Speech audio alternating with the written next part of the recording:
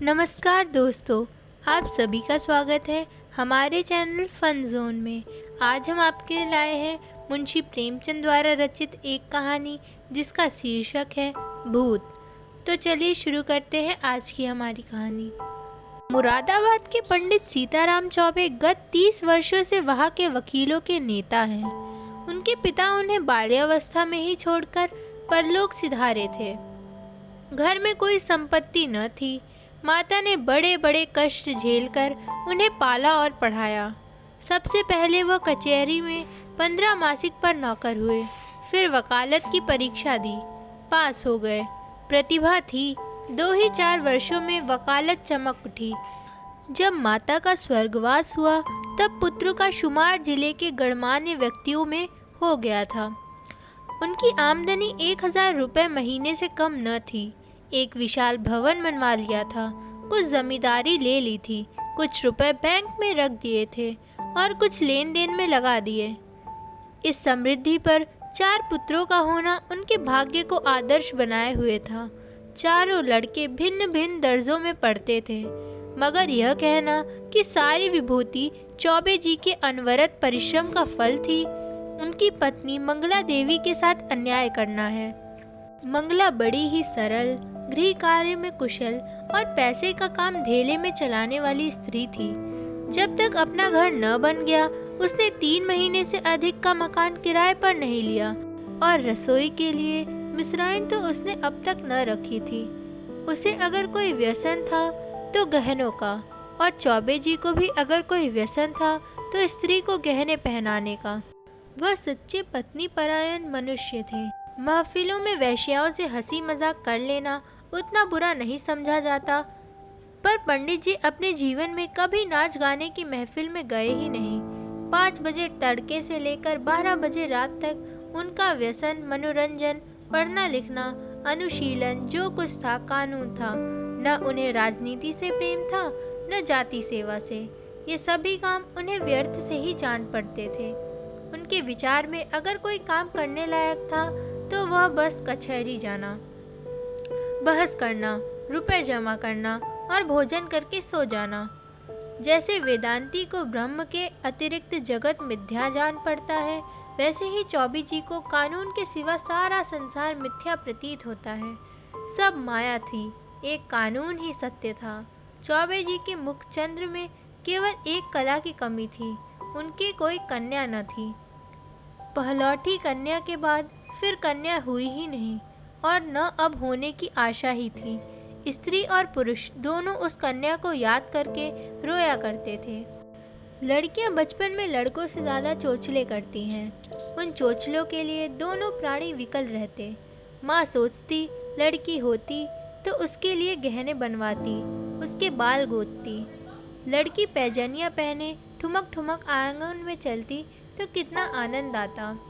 चौबे सोचते कन्यादान के बिना मोक्ष कैसे होगा। कन्यादान महादान है, जिसने यह दान न दिया उसका जन्म ही वृथा गया। आखिर यह लालसा इतनी प्रबल हुई कि मंगला ने अपनी छोटी बहन को बुलाकर कन्या की भांति पालने का निश्चय किया। उसके माँ बाप निर्धन थे, राजी हो गए। यह बालिका मंगला की सौतेली माँ की कन्या थी। बड़ी सुंदर और बड़ी चंचल थी। नाम था बिन्नी। चौबे जी का घर उसके आने से खिल उठा। 2-4 ही दिनों में लड़की अपने माँ बाप को भूल गई। उसकी उम्र तो केवल 4 वर्ष की थी, पर उसे खेलने की अपेक्षा कुछ काम करना अच्छा लगता था। मंगला रसोई बनाने जाती तो बिन्नी भी उसके पीछे पीछे आ जाती। उससे आटा गुथाने के लिए झगड़ा करती। तरकारी काटने से भी उसे बड़ा मज़ा आता। जब तक वकील साहब घर पर रहते तब तक वह उनके साथ दीवान खाने में बैठी रहती। कभी किताब उलटती, कभी दवात कलम से होलती। चौबे जी मुस्कुरा कर कहते, बेटी मार खाओगी। बिन्नी कहती, तुम मार खाओगे? मैं तुम्हारे कान काट लूँगी, जूजू को बुलाकर पकड़ा दूँगी। इस पर दीवान खाने में खूब कहकहे उड़ते। वकील साहब कभी भी इतने बाल्य वत्सल न थे।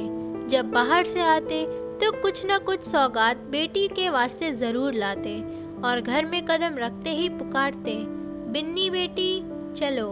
बिन्नी दौड़ते हुए आकर उनकी गोद में बैठ जाती। मंगला एक दिन बिन्नी को लिए बैठी थी। इतने में पंडित जी आ गए। बिन्नी दौड़कर उनकी गोद में जा बैठी। पंडित जी ने पूछा, तू किसकी बेटी है? बिन्नी, न बताऊंगी। मंगला, कह दे बेटा, जीजी की बेटी हूँ। पंडित, तू मेरी बेटी है बिन्नी कि इनकी? बिन्नी, न बताऊंगी। पंडित, अच्छा, हम लोग आंखें बंद किए बैठे हैं। बिन्नी जिसकी बेटी होगी उसकी गोद में जाकर बैठ जाएगी। बिन्नी उठी और फिर चौबे जी की गोद में आकर बैठ गई। पंडित, मेरी बेटी है, मेरी बेटी है, अब न कहना कि मेरी बेटी है।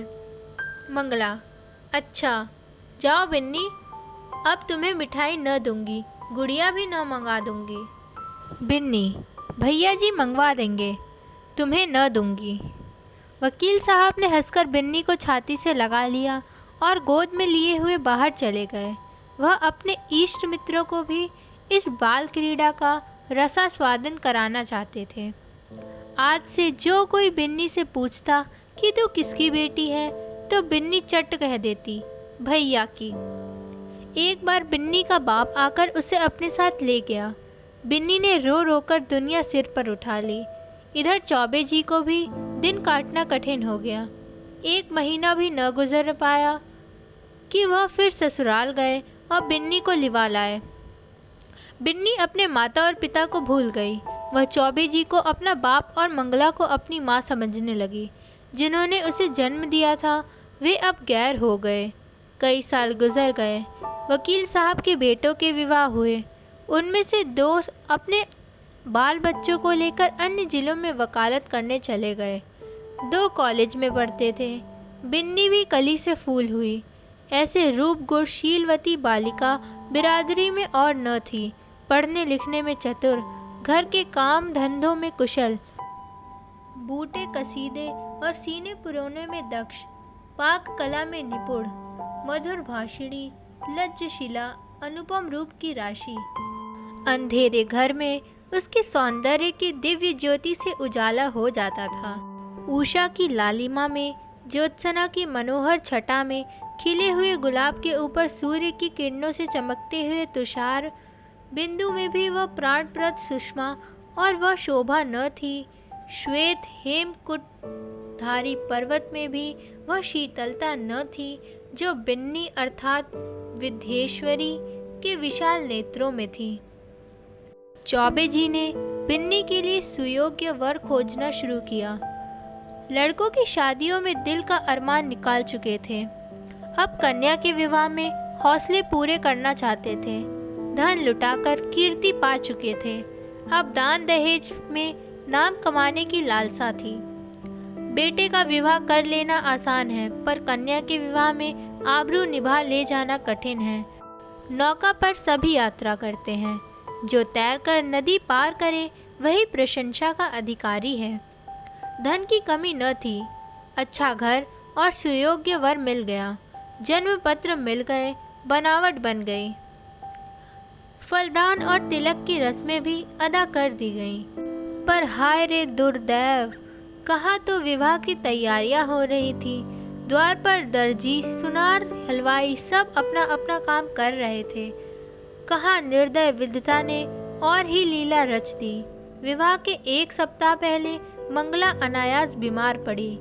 3 ही दिन में अपने सारे अरमान लिए हुए परलोक सिधार गई। संध्या हो गई थी। मंगला चारपाई पर पड़ी हुई थी। बेटे, बहुएं, पोते पोतियां सब चारपाई के चारों ओर खड़े थे। बिन्नी पैताने बैठी मंगला के पैर दबा रही थी। मृत्यु के समय की भयंकर निस्तब्धता छाई हुई थी। कोई किसी से न बोलता था। दिल में सब समझ रहे थे क्या होने वाला है। केवल चौबे जी वहाँ न थे। सहसा मंगला ने इधर उधर इच्छापूर्ण दृष्टि से देखकर कहा, जरा उन्हें बुला दो, कहाँ हैं? पंडित जी अपने कमरे में बैठे रो रहे थे। संदेश पाते ही आंसू पोंछते हुए घर में आए और बड़े धैर्य के साथ मंगला के सामने हो गए। डर रहे थे कि मेरी आंखों से आंसू की एक बूंद भी निकली तो घर में हाहाकार मच जाएगा। मंगला ने कहा, एक बात पूछती हूँ, बुरा न मानना, बिन्नी तुम्हारी कौन है?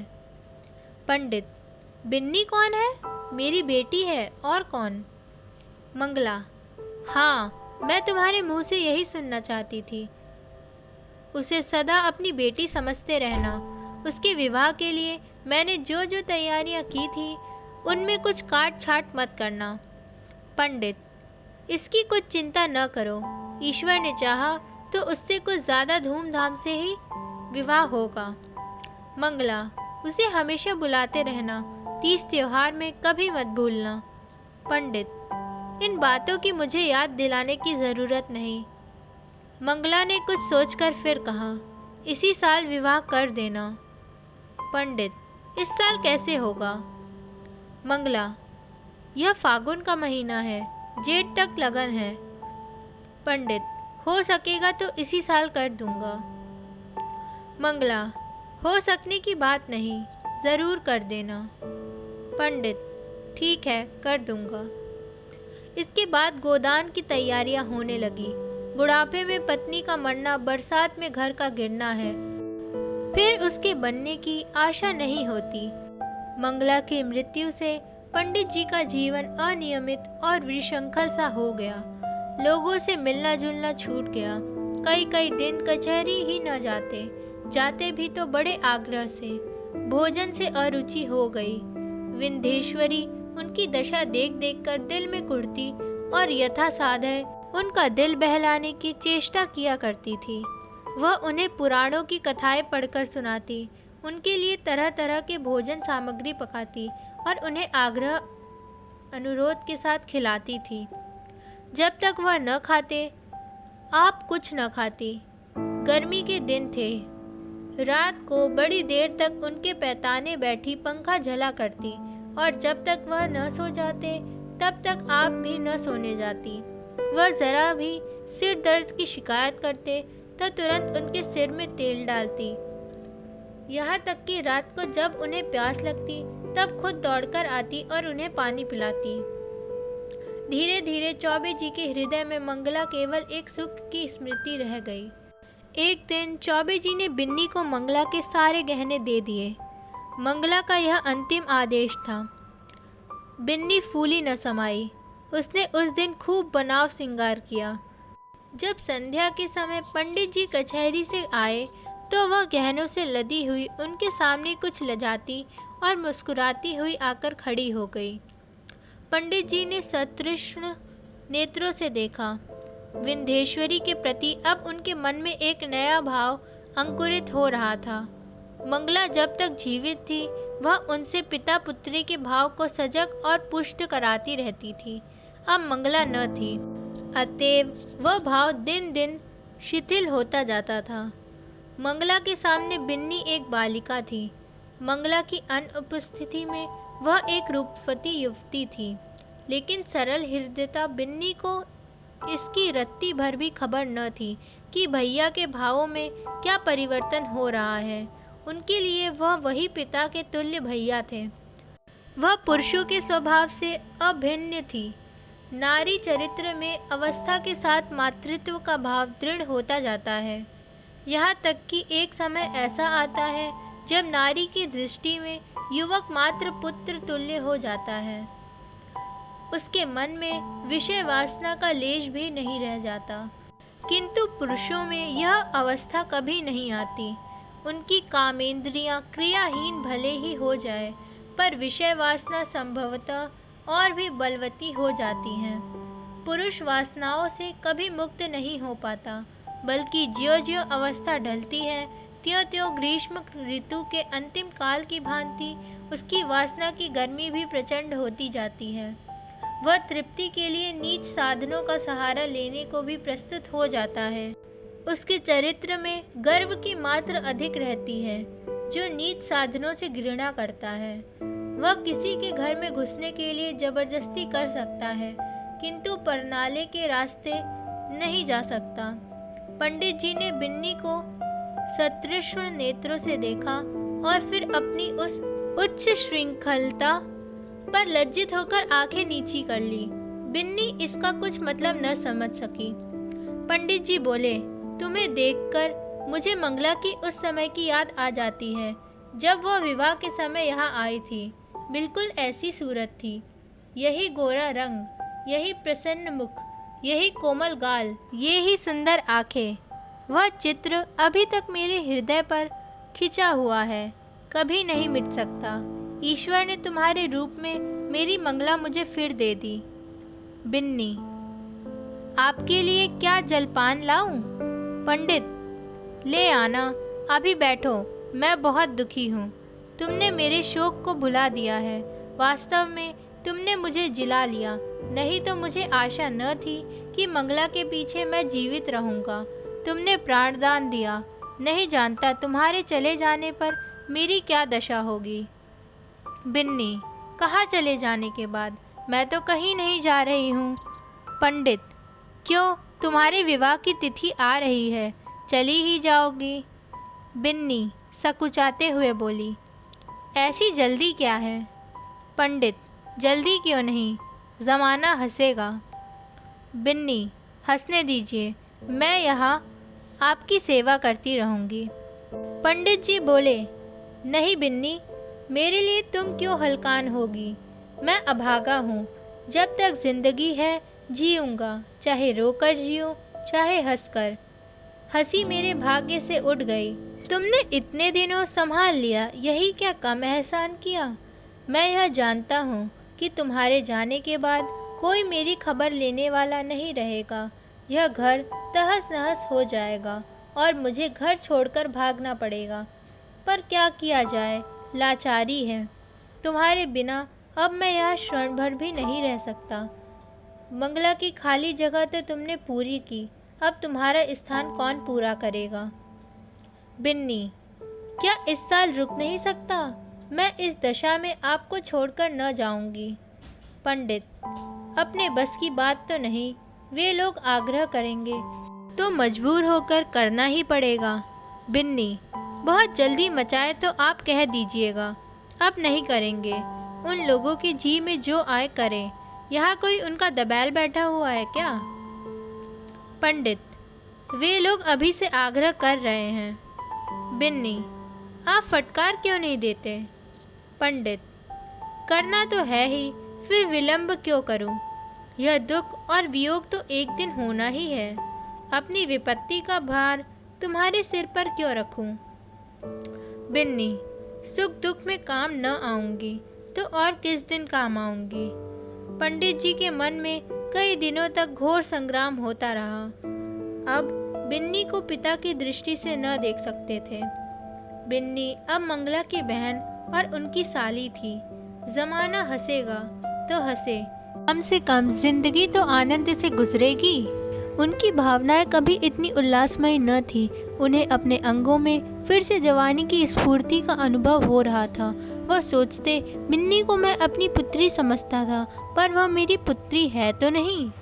इस तरह समझने से क्या होता है, कौन जाने ईश्वर को यही मंजूर हो। नहीं तो बिन्नी यहाँ क्यों आती। उसने इसी बहाने से यह संयोग निश्चित कर दिया होगा। उसकी लीला तो अपरंपार है। पंडित जी ने वर के पिता को सूचना दे दी कि कुछ विशेष कारणों से इस साल विवाह नहीं हो सकता। विंदेश्वरी को अभी तक कुछ खबर न थी कि मेरे लिए क्या क्या षड्यंत्र रचे जा रहे हैं। वह खुश थी कि मैं भैया जी की सेवा कर रही हूँ और भैया जी मुझसे प्रसन्न हैं। बहन का इन्हें बड़ा दुख है। मैं न रहूँगी तो यह कहीं चले जाएंगे। कौन जाने साधु सन्यासी न हो जाए। घर में कैसे मन लगेगा। वह पंडित जी का मन बहलाने का निरंतर प्रयत्न करती रहती थी। उन्हें कभी मन मारे न बैठने देती।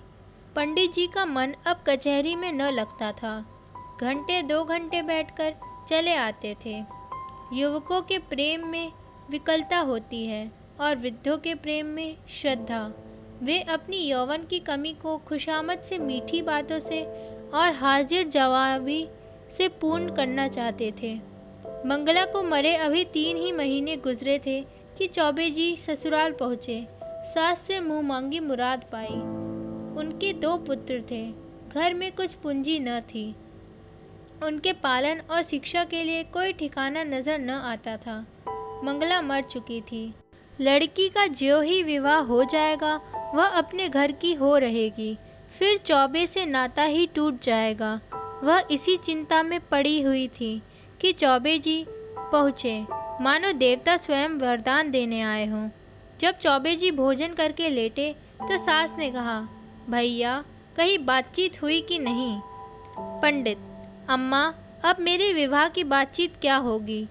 सास, क्यों भैया, अभी तुम्हारी उम्र ही क्या है? पंडित, करना भी चाहूँ तो बदनामी के डर से नहीं कर सकता, फिर मुझे पूछता ही कौन है? सास, पूछने को हजारों हैं, दूर क्यों जाओ, अपने घर में ही लड़की बैठी है। सुना है तुमने मंगला के सब गहने बिन्नी को दे दिए हैं। कहीं और विवाह हुआ तो ये कई हजार की चीज़ें तुम्हारे हाथों से निकल जाएंगी। तुमसे अच्छा घर मैं कहाँ पाऊंगी?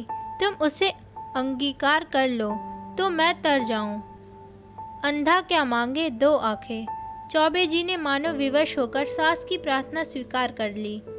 बिन्नी अपने गांव के कच्चे मकान में अपनी माँ के पास बैठी हुई है।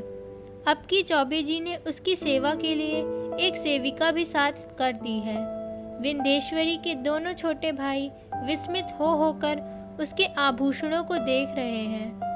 गांव की और कई स्त्रियां उसे देखने आई हुई हैं और उसके रूप लावण्य का विकास देखकर चकित हो रही हैं। यह वही बिन्नी है जो यहाँ मोटी फरिया पहने खेला करती थी। रंग रूप कैसा निखर आया है, सुख की देह है ना। जब भीड़ कम हुई, एकांत हुआ तो माता ने पूछा, तेरे भैया जी तो अच्छी तरह है ना बेटी? यहाँ आए थे तो बहुत दुखी थे। मंगला का शोक उन्हें खाए जाता है। संसार में ऐसे मर्द भी होते हैं जो स्त्री के लिए प्राण दे देते हैं, नहीं तो यह स्त्री मरी और चट दूसरा ब्याह रचाया गया। मानो मनाते रहते हैं कि यह मरे तो नई नवेली बहू घर लाए। बिन्नी उन्हें याद करके रोया करते हैं। चली आई हूँ, न जाने कैसे होंगे। माता, मुझे तो डर लगता है कि तेरा ब्याह हो जाने पर कहीं घबराकर साधु फकीर न हो जाए। बिन्नी, मुझे भी तो यही डर लगता है, इसी से तो मैंने कह दिया कि अभी जल्दी क्या है। माता, जितने ही दिन उनकी सेवा करोगी उतना ही उनका स्नेह बढ़ेगा और तुम्हारे जाने से दुख भी उतना ही बढ़ेगा। बेटी, सच तो यह है कि वह तुम्ही को देखकर जीते हैं। इधर तुम्हारी डोली उठी और उधर उनका घर सत्यानाश हुआ। मैं तुम्हारी जगह होती तो उन्हीं से ब्याह कर लेती। बिन्नी, ए हटो अम्मा, गाली देती हो। उन्होंने मुझे बेटी करके पाला है, मैं भी उन्हें अपना पिता। माता, चुप रह पगली, कहने से क्या होता है। बिन्नी, अरे सोच तो अम्मा, कितनी बेढंगी बात है। माता, मुझे तो इसमें कोई बेढंगपन नहीं देख पड़ता। बिन्नी, क्या कहती हो अम्मा? उनसे मेरा, मैं तो लाज के मारे मर जाऊं। उनके सामने ताक न सकूं, वह भी कभी न मानेंगे। मानने की बात भी तो हो कोई। माता, उनका जिम्मा मैं लेती हूँ, मैं उन्हें राज़ी कर लूँगी, तू राज़ी हो जा। याद रख, यह कोई हंसी खुशी का ब्याह नहीं है, उनकी प्राण रक्षा की बात है, जिसके सिवा संसार में हमारा और कोई नहीं। फिर अभी उनकी कुछ ऐसी उम्र भी तो नहीं है, 50 से 2 ही 4 साल ऊपर होंगे। उन्होंने एक ज्योतिषी से पूछा भी था, उसने उनकी कुंडली देखकर बताया है कि आपकी ज़िंदगी कम से कम 20 वर्ष की है। देखने सुनने में भी वो 100-200 में एक आदमी है। बातचीत में चतुर माता ने कुछ ऐसा चक्रव्यूह रचा कि रसल बालिका उसमें से निकल न सकी। माता जानती थी कि प्रलोभन का जादू इस पर न चलेगा। धन का, आभूषणों का, कुल सम्मान का, सुखमय जीवन का उसने जिक्र तक न किया। उसने केवल चौबे जी की दयनीय दशा पर जोर दिया।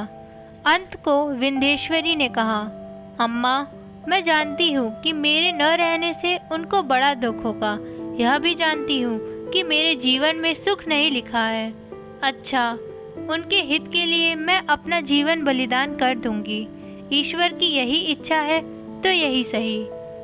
चौबे जी के घर में मंगल गान हो रहा था। विंध्येश्वरी आज वधू बनकर इस घर में आई है। कई वर्ष पहले वह चौबे जी की पुत्री बनकर आई थी। उसने कभी स्वप्न में भी न सोचा था कि मैं एक दिन इस घर की स्वामिनी बनूंगी। चौबे जी की साज धाज देखने योग्य है। तंजेब का रंगीन कुर्ता, कतरी हुई और सवारी हुई मूछें, खिजाब से चमकते हुए बाल, हंसता हुआ चेहरा, चढ़ी आंखें, यौवन का पूरा स्वांग था। रात बीत चुकी थी। विंध्येश्वरी आभूषणों से लदी हुई भारी जोड़े पहने फर्श पर सिर झुकाए बैठी थी। उसे कोई उत्कंठा न थी, भय न था, केवल यह संकोच था कि मैं उनके सामने कैसे मुंह खोलूंगी। उनकी गोद में खेली हूँ, उनके कंधों पर बैठी हूँ, उनकी पीठ पर सवार हुई हूँ, कैसे उन्हें मुंह दिखाऊंगी। मगर वे पिछली बातें क्यों सोचूं? ईश्वर उन्हें प्रसन्न रखे। जिसके लिए मैंने पुत्री से पत्नी बनना स्वीकार किया वह पूर्ण हो, उनका जीवन आनंद से व्यतीत हो। इतने में चौबे जी आए। विंध्येश्वरी उठ खड़ी हुई। उसे इतनी लज्जा आई कि जी चाहा कहीं भाग जाए, खिड़की से नीचे कूद पड़े। चौबे जी ने उसका हाथ पकड़ लिया और बोले, बिन्नी, मुझसे डरती हो? बिन्नी कुछ न बोली, मूर्ति की तरह खड़ी रही। एक क्षण में चौबे जी ने उसे बिठा दिया। वह बैठ गई। उसका गला भर भर आता था। भाग्य की यह निर्दय लीला, यह क्रूर क्रीड़ा उसके लिए असहाय हो रही थी।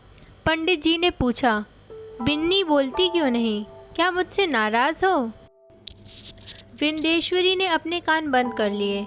यही परिचित आवाज़ वह कितने दिनों से सुनती आ रही थी। आज वह व्यंग से भी तीव्र और उपहास से भी कटु प्रतीत होती थी।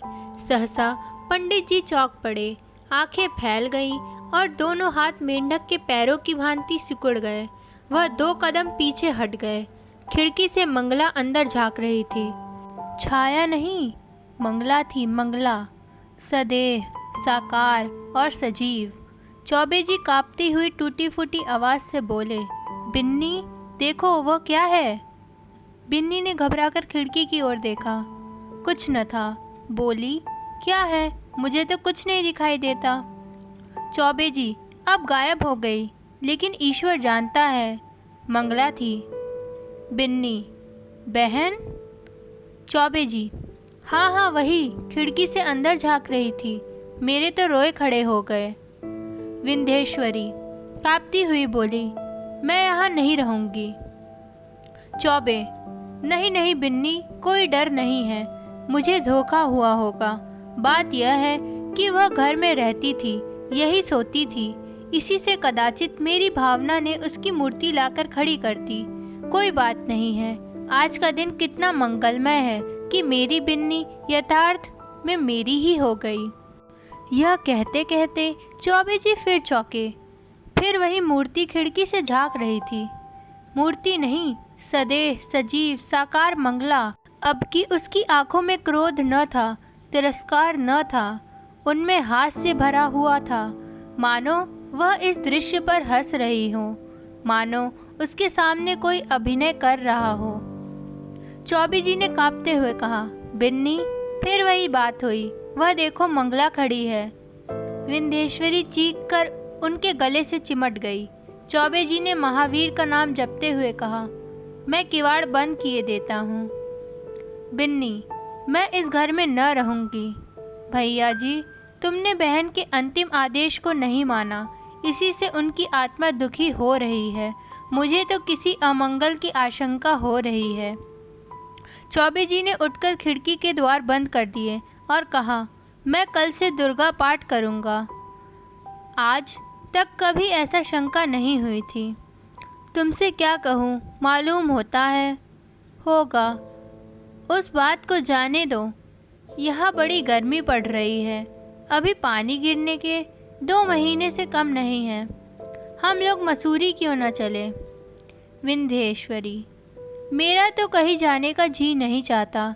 कल से दुर्गा पाठ ज़रूर कराना। मुझे अब इस कमरे में नींद न आएगी। पंडित, ग्रंथों में तो यही देखता है कि मरने के बाद केवल सूक्ष्म शरीर रह जाता है। फिर समझ में नहीं आता यह स्वरूप क्यों कर दिखाई दे रहा है। मैं सच कहता हूँ बिन्नी, अगर तुमने मुझ पर यह दया न की होती तो शायद मैं कहीं का न रहता। शायद इस वक्त मैं बद्रीनाथ के पहाड़ों पर से टकराता होता। कौन जाने विष खाकर प्राणांत कर चुका होता। विंध्येश्वरी, मसूरी में किसी होटल में ठहरना पड़ेगा। पंडित, नहीं, मकान भी मिलते हैं। मैं अपने एक मित्र को लिखे देता हूँ, वह कोई मकान ठीक कर रखेंगे। बात पूरी न हो पाई थी कि न जाने कहाँ से जैसे आकाशवाणी हो आवाज़ आई, बिन्नी तुम्हारी पुत्री है। चौबे जी ने दोनों कान बंद कर लिए, भय से थर थर काँपते हुए बोले, बिन्नी यहाँ से चलो, न जाने कहाँ से आवाज़ें आ रही हैं। बिन्नी तुम्हारी पुत्री है। यह ध्वनि सहस्त्र कानों से पंडित जी को सुनाई पड़ने लगी, मानो इस कमरे में एक एक वस्तु से यही सदा आ रही थी। बिन्नी ने रो कर पूछा, कैसी आवाज़ थी? पंडित, क्या बताओ, कहते लज्जा आती है। बिन्नी, ज़रूर बहन जी की आत्मा है। बहन, मुझ पर दया करो, मैं सर्वथा निर्दोष हूँ। पंडित, फिर वही आवाज़ आ रही है, हाय ईश्वर, कहाँ जाऊँ? मेरे तो रोम रोम में वही शब्द गूंज रहे हैं। बिन्नी, बुरा किया। मंगला सती थी, उसके आदेश की उपेक्षा करके मैंने अपने हक में जहर बोया। कहाँ जाऊँ, क्या करूँ? यह कहकर पंडित जी ने कमरे के किवाड़ खोल दिए और बेतहाशा भागे। अपने मर्दाने कमरे में पहुंचकर वह गिर पड़े। मूर्छा आ गई। विंध्येश्वरी भी दौड़ी, पर चौखट से बाहर निकलते ही गिर पड़ी। मित्रों, हमें उम्मीद है आपको यह कहानी अच्छी लगी होगी। अगर अच्छी लगी हो तो हमारे चैनल फन जोन को सब्सक्राइब ज़रूर कीजिएगा और साथ ही साथ इस वीडियो को ज़्यादा से ज़्यादा शेयर और लाइक करिएगा। धन्यवाद।